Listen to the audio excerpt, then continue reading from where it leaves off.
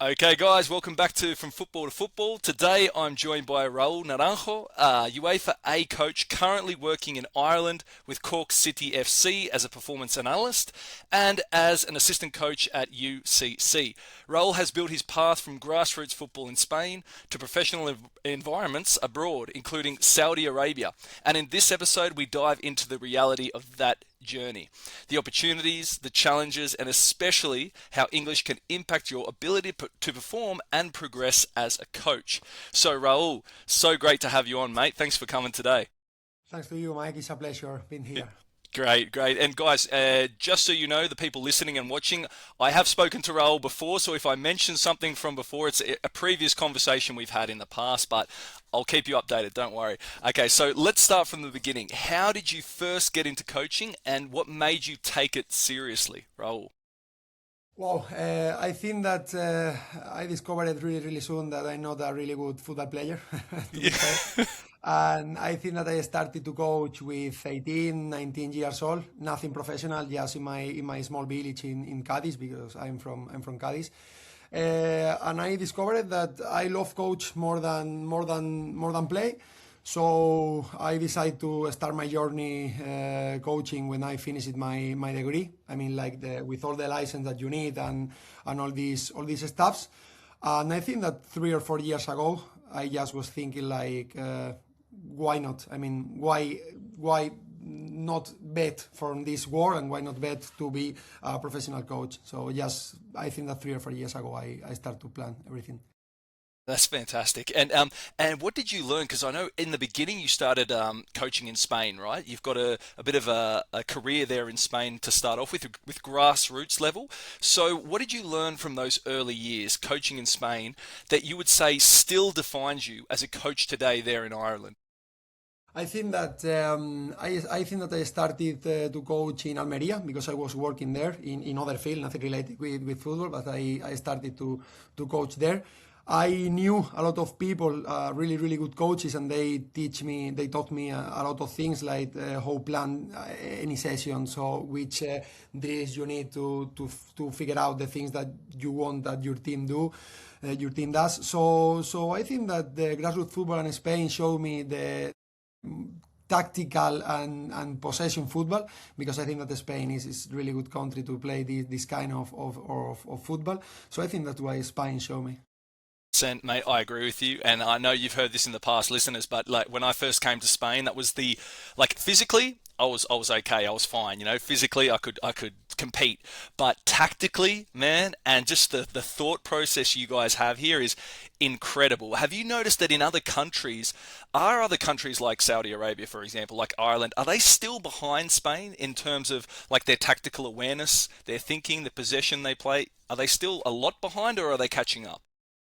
I think that depends on the country. For example, I think that in Saudi Arabia, the game, it's like 2 seconds later. I mean, maybe you have like 2 or 3 seconds more to think what do you want to do with the ball.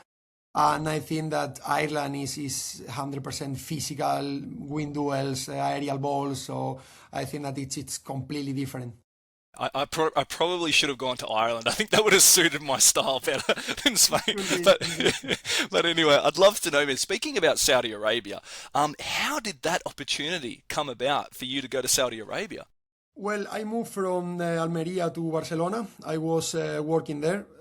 As I told you before, nothing related with football, but I started to coach in there in grassroots football too. And I knew a really good coach that was coaching in professional football years before. He signed me for the club that he wants as sport director, and I think that maybe I did something good with the team. And when he got the opportunity to go to Saudi Arabia, he called me to go with him like an assistant coach. So that's why. So good, mate. And like, what made you decide? Because in that moment, I mean, you're in Barcelona, you're in Spain. It's a nice city. You're comfortable. Probably got friends and family. What makes you go? You know what? I'm just going to go to Saudi Arabia, have an adventure. Like, Well, to be fair, I mean, I think that I was working in the same company for the last 3 years, and I was thinking like I would want to try in football. So I create a X account, a Twitter account, and I started to watch all the League of Ireland matches from the first and the Premier Division. I started to analyze all the matches, and I mean, I think that right now I'm in Ireland, but I'm in Ireland. I mean, I arrived here, but because I was first in Saudi Arabia. I mean, Yeah. Saudi Arabia, it was like the first step, Yep. but I was thinking on that before. Yeah. So it was a really easy decision, to be fair, because I was thinking on that, come to Ireland without anything, just to bet on that. Yeah. And when the Saudi Arabia opportunities arrived to me, it was like, okay, maybe it's easy go to Saudi Arabia with a full-time job, with a full-time role, to other country, this environment with a friend, that because the coach was my friend. So I think that's why.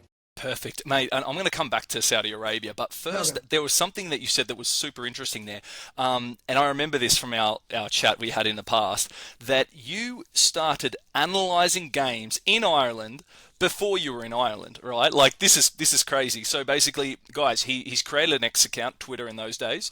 He's analysing games from Ireland. So and then the opportunity comes in the future where you actually go and you live in Ireland. Now, tell me something, man. Would you recommend that people like do this? Is this a good tactic to maybe, I don't know if it's the law of attraction or whether it's a good for your curriculum, or what do you think about this? 100%.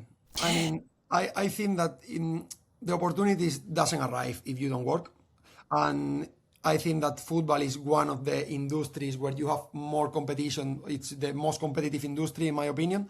So I think that people has to know that you are working, people has to know that you are doing something, and people need to know that you are willing to arrive and to work on football.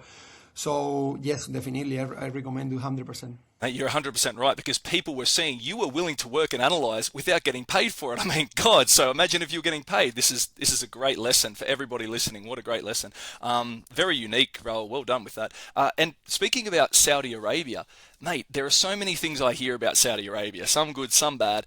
What was it actually like? Like the day to day when you go there, firstly, like as a career on the football pitch, and then off the pitch, the actual day to day living in Saudi Arabia. First of all, I think that it's fair do like a small comparison, because sometimes a lot of people that I have talked with them thinks that Saudi Arabia is like Dubai, and it's totally different countries. I mean, not related one Explain, with the other. Okay. explain why, explain how they are different too, please, just quickly, because I think a lot of people think this. Yeah. Look, I think that Saudi Arabia is like it's has more has a stronger culture component than Dubai, has a stronger religion component than Dubai.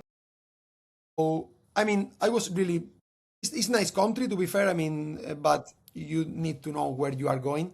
You need to know that it's a Muslim country with a strong religion component. And for example, in my case, I wasn't in Riyadh because I visited Riyadh a few times, and Riyadh could be like Madrid because it's like big city, is Yeah. close. Maybe it's the closest city to Europe, you know. Yeah, yeah, for sure. But I was in Medina, and Medina is one of the religious city. In fact, you can't live there if you are not Muslim. But well, I think that if you are working on football, they can do a few exceptions. But it's just to, I mean, Yeah. Yeah, for all intensive purposes, you're supposed to be Muslim, right? That's I understand. Yeah, yeah, yeah. Wow, man. And so in this city, the actual sorry, because I was interrupting you before, but how was it on the pitch and how was it off the pitch living in this city day to day life? okay, so for example, we training like 4 or 5 days per week, Yeah. okay, plus a Okay. match on the weekends, okay. Okay. Professional. So we were going to the office 3 or 4 hours in the afternoons, and we train. I mean, for the sun, because it's like 40 degrees every day, to be fair. So we train it from 8 to 10 p.m. But in the morning you have your free time.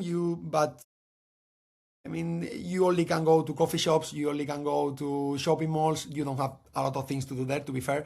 Uh, you need the air conditioner of your house, of your car, or the shopping mall. So I mean, it's not the most entertainment life that you can have, to be fair. Yeah, I got you. I got you. So off the pitch, yeah, you just got to stay out of the sun. Basically, you're like hiding. I was Oh, really lucky because the head coach is my yeah, friend, so I mean I yeah, can do a lot of plans with him. yeah, Maybe just stay in the room and watch any yeah, series, any TV, I mean any yeah. any film. So that's cool.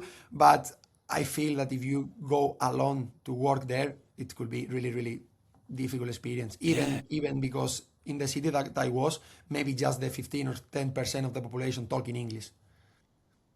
And I So mean, the good thing about like it sounds very difficult, but I mean, if you can go and last a year like you did, I mean, for your CV, obviously, then it looks great. You've you got should. this exactly, bro. And now that you had that, so continuing the story, you had that experience in Saudi Arabia. Was it then that you applied to try and go to Ireland? Did they contact you? Was there a coach? How did it come about? Do you remember the Twitter account? Yeah, So yeah, the analyst of the Cork City yeah. contacted me through this X account. Wow. He told me maybe we need to talk because I think that your work is really good. And we were talking when I was in Saudi Arabia. I think that I arrived to Saudi Arabia on September, and this guy called me in November. So I was in Saudi Arabia. We can't make any agreement because I was working there, and I Of course. decided that it was a good experience for me. Fantastic. But when I finished it with them in I think that I finished it in Saudi Arabia, my contract in June, I came to Ireland just to know him. I mean, no contract. I just to see how they work, and that's something that I mean Wow. it was a Wow. really good journey to be fair. That's so cool, man. Because I know that you're working at a university at the same time Yeah. as, yeah, yeah. What In was that? fact, I came to Ireland with the UCC job, the University Perfect. College of Cork, Great. because when I was here in Ireland, because I mean everything is in Ireland because my wife is even here. Okay, so maybe you can connect something. Yeah. Cool. So I came to visit her and to know all the people that I knew for social media, Wow. and I saw a post on LinkedIn to be the head coach in UCC in this role. I applied for this role. I did 2 interviews, but they decided not give me the head coach position.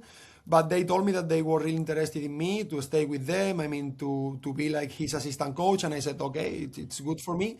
I Great. started with UCC in September, Fantastic. and I was doing a few things with Cork City as an analyst too.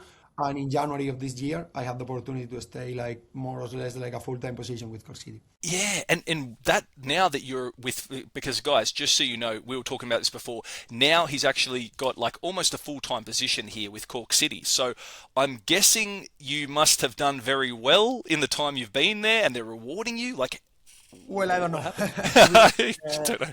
I Yeah, mean, the thing is that when I was, I think that connections and networking is the most important thing of football. Okay, so while I was working on Saudi Arabia, I was working with the team in Saudi Arabia. We arrived to build an academy, a female academy there. And while I was working in Saudi Arabia, I was doing a few jobs for Cork City. Nothing paid, nothing that they ask for is just for me. For example, if they played against Shelbourne a week before, I was talking with the analyst. Okay, I was watching a few matches for Shelbourne. I think that it could be useful for you. I was talking all the time with the analyst, and when I arrived to Ireland, he asked me to do a few things like, okay, right now we need to record a game for under 13s, and I said, okay, I have time, so I can go. He was on holidays, and he told me, look, I can't do the analysis for the first team right now, so if you can, it will be amazing. I was doing a few jobs that they were asking me for, and in January, this opportunity came across to me. wow, mate. Wow. So, like, now that you're at Cork City, like, this is a professional environment. How is it like day to day? Do you feel like now you've finally made a level that you're happy with? Are you still looking for more? Like, how do you feel about your career at the moment? Cork City is a professional environment, 100%. We train 4 days per week. We have a match on Fridays because in Ireland you play Fridays. So the players, all of them are professional full time. I think that we have like 6 or 7 people full time in the staff, and we are in the second division right now because they were relegated last season. So it's a professional environment. We arrive at the office at 8 in the morning, and we are working until 4 5 p.m. So yeah, it's a professional environment. We take the lunch in the office with the players because we have like a catering there. So Yeah. right now I'm in the professional environment that I want to be, Yeah. Yeah. but I feel me more like an assistant coach or coach more than analyst. Yeah. So right Yeah. now I have to work with them like an analyst because I feel that I'm good being analyst to be fair, Yeah. Yeah. but Yeah. I'm looking for opportunities if they appears. Fantastic. The great thing is, man, while you are doing this analyst job, you're still an assistant coach, right, at the university. So you are still doing this at the same time.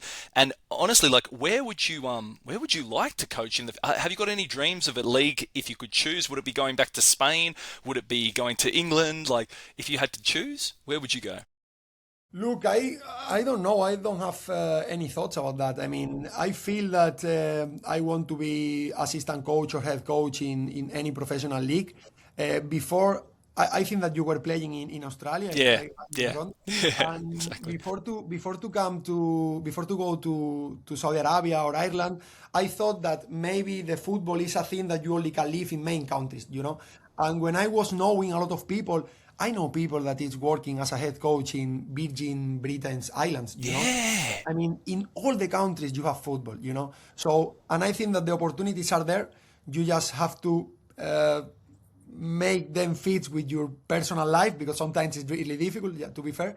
100%. But I don't have any. I mean, if I can choose, of course, Spain. I think it's the best country to live, Yeah, in my yeah, opinion. it's amazing. But and if I can choose, of course, Europe. I think that is really, really good, the really good continent to live and to enjoy the football. Of But course. Asia, for example, has an amazing stadium, an amazing leagues, an amazing fans. So I don't have any restrictions, to be Yeah, fair. yeah, no, no, you're right though. It's crazy. The more people I talk to, the more I realize just how many professional leagues there are. Like one of my best friends is working in Nepal at the moment, and he loves it there. It's his second time there, and it's just fantastic, man. Football is definitely the world game.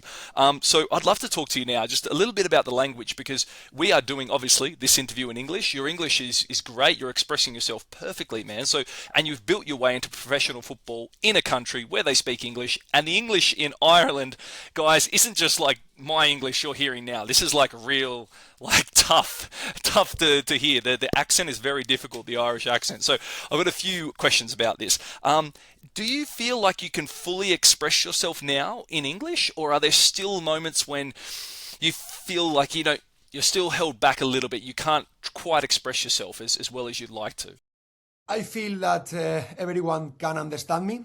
I feel that when you are working, for example, for a few months with the same staff, I think that the staff knows you and knows what you want to say. But yeah, I feel that sometimes English is not my mother language, and sometimes I would prefer explain things in Spanish. But that's the thing. I think that when you are working with the same staff, they know you and they know your expressions and they know what you want to say. Very good, man. And I'd love this just out of curiosity, like a real life situation. Just so everybody's listening can see what goes through Raul's head in these moments. So you're imagine a situation, you're with the players, you want to explain to them something. In your mind, you have it perfectly in Spanish. You know what you want to say. Now, you can't find the words, the translation for this in English. How do you deal in that situation? What exactly do you do to survive or to show the players what you want them to do?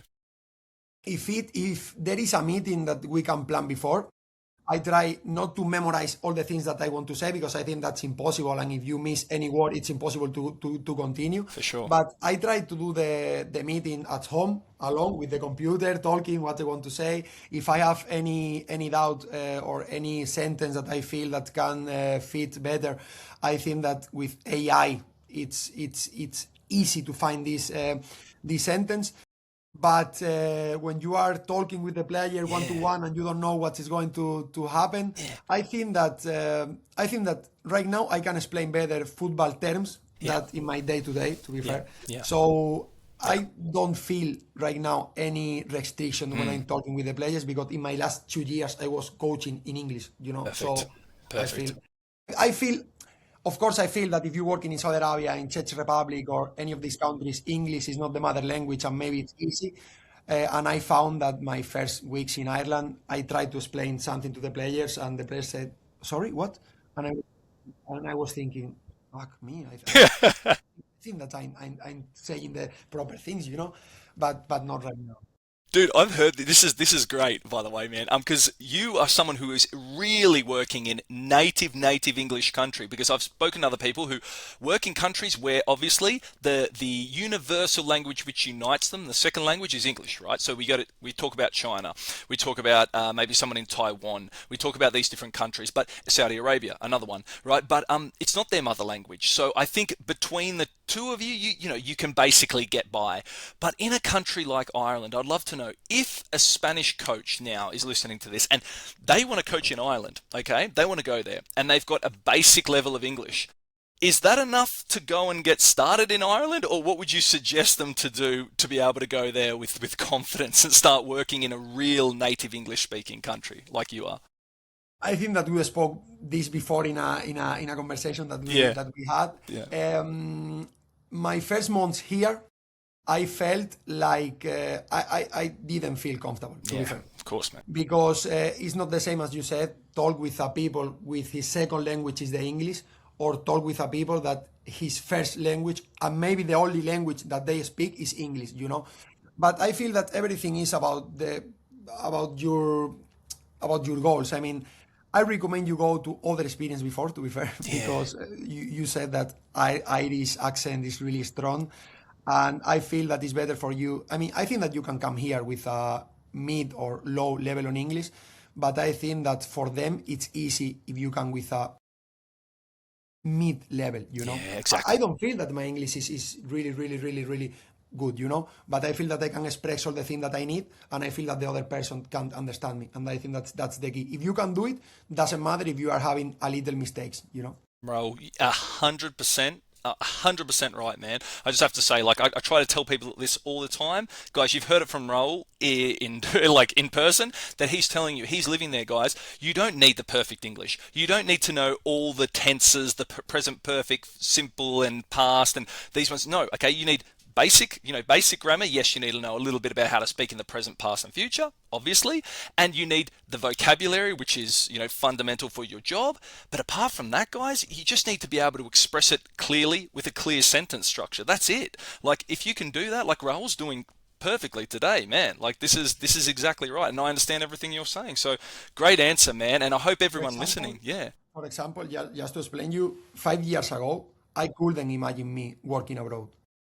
5 years ago, I couldn't imagine because I feel that the English that you learn in the schools is not enough to go out to go out abroad. You know, that's my opinion. How I learn or how I reach out to this level on England on English, go to Saudi Arabia. Yeah. Going to Saudi Arabia. I Yeah. started that because the only one purpose that you have when you are in other countries is okay. This person has to understand me, and I have to understand this person. So that's why. It's so true, mate. It's so true. 100%, man. And I would love to know, man, you've moved countries, you've taken a lot of risks. What has been the hardest moment of your journey so far? I think the uncertainty because when you are a coach, you maybe can be in a really good team, and if you lose 3 games, you are out, and you have to wait 3 months in your house without any call, without any team. So I think that uncertainty is the worst thing when you are working on football. It's something it's something that I'm trying to fight with it because I think that even now I have a little bit of uncertainty in the about the future because sometimes it's short contract, short terms contract because we are not working on Real Madrid, we are not working in Barcelona, we are working with normal salaries. So I think that's the worst thing. Wow, man. I think they need to add to, like, there's a lot of attributes, I think, a personality traits a coach needs. But one of the biggest ones, man, is risk tolerance, right? You need to be able to be comfortable with being uncertain. Like, all the time, man. Everything's uncertain in your job. It's not like a job where you have a 5 year contract and you know you'll see those 5 years. No, no, no. It's true, man. It's true. Good answer, man. Now, if you could go back, just a quick question here. If you could go back to when you first left Spain, before you went to Saudi Arabia, is there anything that you could have done to accelerate your career more quickly than you have until now? Would there have been anything you could have done to accelerate the process, or is everything going as quickly as it can, in your opinion? I will start before to coach. I mean, I will start before to coach outside. And I Outside. think that maybe for this you need to be comfortable with your English. So Yeah. maybe you should start before to make comfortable you with Yeah. your level of English. Exactly, mate. I agree, mate. And one of the biggest things you just said, Raul, I think a lot of people probably even have the level of English already, but they need to feel comfortable and confident with it. And you're right, man. And with that, because maybe that stops people applying, going overseas and doing these things, man. But that's, oh, mate, I love this. This is great. For example, I was, today we are having this chat, Yeah. this conversation, Yeah. and I'm not nervous to Yeah. have this chat or this conversation. But 2 years ago, I felt that I will be thinking on that for the last week. Yeah. So I have a chat in English. I have to prepare that. I have to.